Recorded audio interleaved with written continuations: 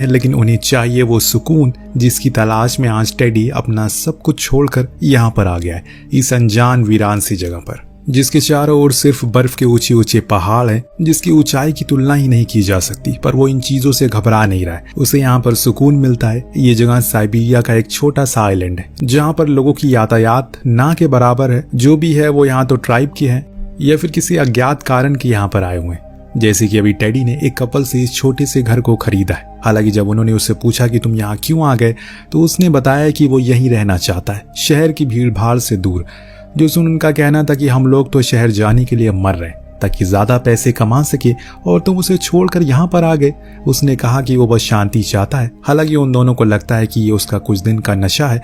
जब यहाँ की ठंड और अकेलापन उसे खत्म कर देगा तब वो खुद ब खुद सब कुछ छोड़कर चला जाएगा। तो देखते हैं कि टेडी यहाँ पर खुद की जिंदगी के कितने दिन बिता सकता है। लेकिन इतना जरूर होगा कि हर दिन वो कुछ नया सीखेगा, जो चीजें आपको एक अच्छी और सुकून भरी जिंदगी जीने में मदद करेगी। कपल जाने से पहले उसे एक बंदूक देते हैं। वजह पूछने पर उसने बताया कि यह जगह अकेले रहने लायक सुरक्षित नहीं है क्योंकि यहाँ पर कुछ भी हो सकता है। हालांकि टेडी वो नहीं लेता, पर उस बूढ़ी औरत की बात को वो टाल नहीं सका और उसने उस बंदूक को रख लिया। उसके जाने के बाद वो खुशी से चिल्ला उठता है जैसे मानो उसकी कोई लॉटरी लग गई हो।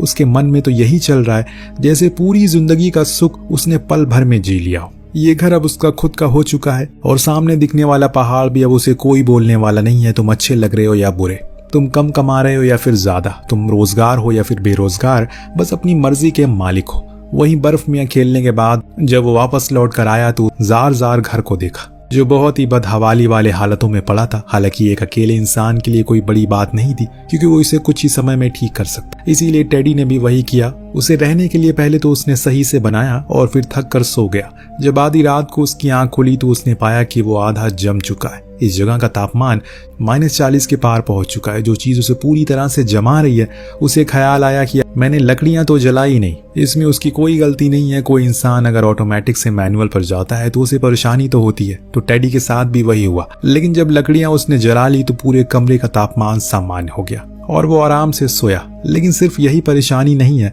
यहाँ पर उसे खुद के जीवन को लंबे समय तक जीवित रखने के लिए अच्छा खाना और साफ पानी की भी जरूरत पड़ेगी। लेकिन सिर्फ यही परेशानी नहीं है, यहाँ पर उसे खुद के जीवन को आगे लंबे समय तक जीवित रखने के लिए अच्छा खाना और साफ पानी की भी जरूरत पड़ेगी और इसके लिए उसे मुशक्कत करनी पड़ेगी। अगले दिन वो फिर दोबारा गया, वहीं बैठा रहा। उसी शांति में ये चीज उसे काफी पसंद आ रही है। लेकिन अब उसे भूख लग रही है, इसीलिए वो अपने खाने के बॉक्स के पास गया, पर वो बुरी तरह से जम चुका है और इसीलिए उसे खोलना मुश्किल है। अभी पहले उसे अंदर ला कर रखना होगा आग के पास, तभी वो खुलेगा। इसीलिए अभी के लिए उसने सिर्फ 2 टोमेटो सूप को पीकर खुद का गुजारा किया और पानी के लिए बाहर से बर्फ लाकर पिघला दिया ताकि अगले दिन पीने को कुछ हो सके। सुबह हुई तो उसका बॉक्स खुल चुका था, जो चीज उसे बहुत अच्छी लगती है। अब वो एक एक करके साथ लाए सामानों को एक एक करके सेट करने लगता है, जिसमें कुछ किताबें थी जो उसके दिल के बहुत करीब है। उन किताबों का हर एक पन्ना जो उसे कुछ न कुछ सिखाता है। अब जाकर ये घर एक घर की तरह लग रहा है। उसने तो पूरा हुलिया ही बदल दिया इसका। अगली सुबह वो जब सोकर नहीं उठता, जबकि उसकी नींद पूरी नहीं हुई थी। जब से वो यहाँ आया है सही से सो नहीं पाया। उठने के बाद उसने अपना कुछ खाना बनाया और बड़ी ही सुकून से खाया। फिर वो गश्त पर निकल गया अपने घर के पीछे देखने के लिए कि वहाँ क्या है, पर दूर दूर तक सिर्फ सफेद चादर थी और कुछ नहीं। जो देख उसे एहसास हो गया कि सिर्फ वही है जो यहाँ पर है, यानी कि वो खुद की मर्जी का मालिक है। और उस रात उसने अपनी सबसे पसंदीदा किताब को पढ़ा। तभी उसे बाहर से कुछ आवाजें आने लगी। जाकर चेक किया तो ये उस जमे हुए लेक से टूटने की आवाज थी, जो सुन उसका दिल तो भर आया क्योंकि ये आवाजें उसे सुकून दे रही है। प्रकृति की इस अनमोल चीजों को देखकर सुनकर उसे एहसास हो रहा है ये सच में अद्भुत है। इंसान कभी इसकी तुलना खुद की बनाई चीजों से कर ही नहीं सकता। एक दिन जब वो खाने के बाद बाहर निकला तो उसी लेक में मौजूद एक हॉट स्प्रिंग को ढूंढ लिया। फिर उसमें खोल कर दिया ताकि खुद को इस गर्म पानी में डालकर उस गर्मी का एहसास ले सके।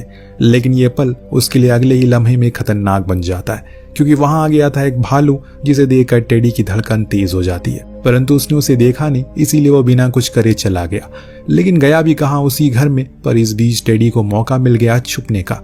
जब वो थोड़ी देर बाद चला जाता है तो उसे राहत मिलती है। लेकिन जब वो अपने घर में गया तो ये राहत गुस्से में बदल जाती है, क्योंकि उसने पूरा घर को तबाह कर दिया, साथ साथ में उसके खानों को भी बेकार कर दिया। अब सिर्फ ये 2 दिन का ही खाना बचा है, जो चीज उसे आगे जाकर और परेशानी देने वाली है। लेकिन टेडी को इन चीजों की आदत डालनी पड़ेगी। अगर यहाँ रहना है तो प्रकृति पर निर्भर होना ही पड़ेगा और इसीलिए उस रात वो उस बच्चे कुछ खाने को ही खाकर सो गया। फिर सुबह बंदूक लेकर शिकार पर निकला। किस्मत अच्छी होने के कारण कुछ ही देर बाद उसे एक हिरन दिख गया, जिसे मारने के लिए उसे एक अच्छा स्पॉट भी चुन लिया। लेकिन इससे पहले टेडी ने कभी भी बंदूक नहीं चलाई, इसीलिए उसके दिमाग में एक डर था कहीं कुछ उल्टा ना हो जाए। फिर वही हुआ जिसका डर था, यानी कि उसे गलत जगह गोली चल गई। इससे उसका खाना उससे दूर हो गया। हालांकि उसने उसके पीछे भागने की कोशिश की, लेकिन अंत में उसका पैर एक ट्रैप में जाकर फंस गया, जो किसी इंसान द्वारा लगाया हुआ था। लेकिन इस घने जंगल में कौन ही आएगा ये सब करने के लिए? यही दिमाग में उसके चल रहा होता है। तभी उसे उस गाँव का ख्याल आया जो यहाँ से मीलों दूर है, और इसीलिए अब उसने स्किंग शूज को निकाले और कुछ सामानों को लेकर उस ओर बढ़ गया। लेकिन ये सफर देखने में जितना आसान है, करने में उतना ही मुश्किल है, क्योंकि इसका रास्ता उस जमी हुई लेक के ऊपर से गुजर रहा है, जो हल्की सी भी टूटी तो सब कुछ तबाह हो जाएगा। पर फिर भी वो उस गाँव तक पहुंचा, वहां जाकर अपनी जरूरतों का सामान खरीदा। इस दौरान उसे वहां के लोगों को उस ट्रैप के बारे में पूछा, आखिर वो किसका काम हो सकता है। तो उस दुकानदार ने बताया कि आज से कई साल पहले एक खूनी भाग गया था शहर से। तब लोगों का मानना था कि वो वहीं पर छुपा हुआ है, हो सकता है कि अभी भी वो वहीं पर हो। जब सामान लेकर टेडी बाहर आया तो मौसम बहुत ही ज्यादा बिगड़ चुका है। उसे समझाया गया कि आज की रात वो यहीं पर गुजार दे, तो उसने वही किया। फिर सुबह मौसम ठीक हो जाने के बाद लौट गया। लेकिन ये तूफान अभी भी उसका पीछा नहीं छोड़ने वाला है, क्योंकि जब वो घर में था तभी बाहर तेज तूफान आ गया, जिसके कारण तापमान में तेजी गिरावट आती है। और अब यहाँ पर उसकी लकड़ियां भी खत्म हो चुकी है। उसे मजबूरन बाहर जाना ही पड़ा उसे लेने के लिए, पर आगे जाकर यही उसकी सबसे बड़ी गलती बनने वाली है। ऐसा मैं क्यों कह रहा हूँ ये आपको कुछ ही देर में पता चल जाएगा। तो अब सिर्फ मुंह खोलकर बाहर गया और लकड़ियों को निकालने लगा। जब लौटने लगा तो उसकी आंखों के सामने एक धुंध आ गई। ये धुंध इतनी घनी थी कि उसे अपने सामने खुद का घर ही नहीं दिखाई दे रहा है, और इसी चक्कर में वो रास्ता भटक जाता है। हालांकि उसने बहुत कोशिश की किसी भी तरह करके उस लकड़ी के घर तक पहुंच जा सके, लेकिन ये मुमकिन नहीं हुआ, क्योंकि अब वो भटक चुका है और हिम्मत भी खत्म हो गई है। इसीलिए वो थक कर वहीं गिर पड़ा। कुछ देर बाद हमने वहां एक परछाई को देखा जो उसे घसीट कर घर के अंदर ले आई। और फिर जब टेडी की आंख खुली तो उसने खुद को घर में पाया। आसपास वो सारे इंतजाम थे जो होने चाहिए थे, पर वो शख्स नहीं था जिसने ये सब किया। इसीलिए अब उसे मिलना था, पर वो उसे ढूंढेगा कहाँ? हर तरफ उसे सिर्फ सफेद बर्फ ही दिखाई दे रही है। लेकिन उसके मन में था कि वो इंसान से मिले और उसका शुक्रिया करे, लेकिन ये मुमकिन नहीं हो सका। एक रोज वो अपनी खराब निशानेबाजी को अच्छा करने की कोशिश में लगा था। तभी एक गोली चली जो सीधा टारगेट पर लगी। टेडी पीछे मुड़ा तो उसे एक आदमी दिखा, जिसने कहा कि वो बेवजह की गोली बर्बाद कर रहा है, क्योंकि ऐसे वो कभी निशानेबाजी नहीं सीख पाएगा। पर मैं सिखा सकता हूँ, लेकिन बदले में मुझे कुछ गोलियां देनी पड़ेगी। टेडी मान गया। अब जब ये प्रैक्टिस खत्म हुई तो टेडी का मन कहा कि वो उसे पूछे क्या वो वही है जिसके बारे में उसने सुना है। पर इससे पहले कि वो कुछ पूछता, उसने खुद ही कह दिया कि उसे ढूंढने की कोशिश ना करे, ना ही किसी से उसका जिक्र करे। अब वो रात तो टेडी बिना सोए गुजार देता है, क्योंकि उसके दिमाग में बस यही चल रहा था किसी भी तरह करके वो उसे मिल ले और पूछे कि आखिर वो इस बर्फीली जगह पर इतने सालों से कैसे जिंदा रह रहा है, और क्या वो बात सच है जो उसने सुनी है। इसी उम्मीद में उस साइबेरियन मैप को भी देखा और पता लगाया कि किस किस जगह पर कम बर्फ होती है। हो सकता है कि वो वहीं हो। अगले दिन वो फिर से निकला खा पी कर उसी शख्स को ढूंढने के लिए। कुछ दूरी पर जाने पर उसे पीछे से आवाज आई। ये वही था जो उससे कहता है कि आखिर वो उसे क्यों ढूंढ रहा है। टेडी बोला वो उसे कुछ नहीं कहेगा, बल्कि वो उसे शुक्रिया कहने के लिए ढूंढ रहा है, क्योंकि उसने उसकी जान बचाई। वो जानना चाहता है कि वो कौन है। उसे शब्दों में ईमानदारी देकर उस आदमी को समझ आया कि ये आदमी अच्छा और भरोसेमंद है। इसीलिए उसने अपना नाम जैक बताया। पूछा कि क्या वो शिकार पर चलेगा। टेडी ने हामी भरी और उसे एक दोस्त मिल चुका था, इसीलिए दोनों ही अब शिकार पर साथ में निकल चुके हैं। कुछ दूर जाने पर जैक को एक हिरन दिखा। वो बड़े ही आत्मविश्वास के साथ उस पर निशाना साधता है और एक ही गोली में उसे मार गिराता है, जो देख टेडी भी हैरान था कि यार क्या बंदा है ये। दोनों मिलकर उसे लेकर आते हैं और उसका मीट बड़े ही चाव से खाते हैं। आज काफी समय बाद वाइन पीकर जैक थोड़ा असहज हो जाता है। उसे पूछता है कि आखिर वो यहाँ इलाके में क्यों रह रहा है। तो उसने जवाब में कहा वो उस काली और शोर शराबे वाली दुनिया से दूर एक शांति और साफ दुनिया में रहना पसंद करता है, इसीलिए मैंने ये जगह चुनी। लेकिन जैक इस जगह से वाकिफ है, इसीलिए उसने समझाया कि यहाँ से चले जाओ, ये जगह इंसानों के लिए नहीं है। कुछ देर और रुकने के बाद वो अपना हिस्सा लेकर चला गया। फिर टेडी ने उसे कभी नहीं देखा, लेकिन उसके मन में अभी भी कई अनसुलझे सवाल हैं जो कि उसे सता रहे हैं, पर अब वो कुछ नहीं हो सकता। अब इसी तरह से दिन बीतने लगते हैं जैसे पहले हुआ करते थे। रोज सुबह उठना, खाना खाना, फिर अकेले कुछ देर बाहर बैठना। पर एक दिन कुछ अलग हुआ। आसमान में उसे एक हेलीकॉप्टर दिखा जो उस पहाड़ों की ओर जा रहा था। उसे लगा कि शायद वो जैक को पकड़ने के लिए आए हैं, इसीलिए वो अपना सारा सामान वगैरह छोड़कर उसी जंगल की ओर भागना शुरू करता है। तेज तेज चिल्लाने लगा ताकि वो उसे मिल जाए, और उसकी ये कोशिश रंग लाई। आज वो महीनों बाद उससे फिर से दोबारा मिल पाया। जैक ने बताया कि वो बस कुछ अमीर लोग थे जो भालुओं का शिकार करने आए थे। एक घायल भालू भी उसे भाग गया। अगर वो हमारे हाथ आ जाए तो अच्छे खाने का इंतजाम हो सकता है। टेडी को उसके साथ रहने का बस बहाना चाहिए था, इसीलिए वो एक्साइटेड हो गया। लेकिन ये एक्साइटमेंट पल भर में ही मौत का कारण बनने लगी, क्योंकि वापस आते समय अचानक इनके सामने एक भारी तूफान आ जाता है जिसमें ये अपना रास्ता भूल चुके थे। यहाँ तक कि टेडी तो जैक को देख नहीं पा रहा था, पर जैक को ऐसे हालातों का सही अंदाजा है। वो उसे ढूंढ लेता और फिर दोनों एक गुफा में छुप जाते हैं। लेकिन टेडी की हालत बेहद ही खराब थी, बुरी तरह से वो कांप रहा है, पर उसने उसे चेतावनी दी कि सोना मत, वरना तुम मर जाओगे। आज पहली बार वो उसे खुद के अतीत साझा करता है और बताता है कि वो कोई खूनी नहीं बल्कि उसने अपने देश के लिए कई बार जंग लड़ी। परंतु एक दिन उसके घर पर उसका एक साथी आया जो उसके सामने अब बेहतर जिंदगी के बारे में बताने लगा कि उसके पास बहुत पैसा है, एक सुंदर बीवी है, बहुत सारी गाड़ियां हैं। ये सारी बातें मुझे अंदर से तोड़ने लगी और न जाने अचानक मुझे क्या हुआ, मैंने वहीं रखा चाकू उसके पेट में घुसा दिया और वो मर गया। तब मैं भाग कर इस जंगल में आ गया और पिछले 13 सालों से यही रह रहा हूँ। उस इंसान ने मेरा कुछ नहीं बिगाड़ा, उसके पास पैसा था, वो कुछ भी कर सकता था, लेकिन इस जलन की गर्मी ने मुझे खूनी बना दिया।